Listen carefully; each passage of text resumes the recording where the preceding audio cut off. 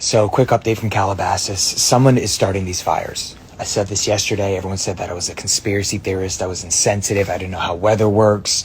There is no way that it goes from Malibu, the Palisades, all the way to Pasadena, Hollywood Hills, Studio City, then Calabasas. And then there was another one that was just lit in Pacoima minutes ago.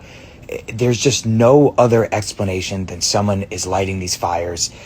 Apparently they had someone in custody for the Calabasas one that just happened. That's right near me. My whole entire car is packed, just waiting for something bad to happen because you don't know when it's going to happen.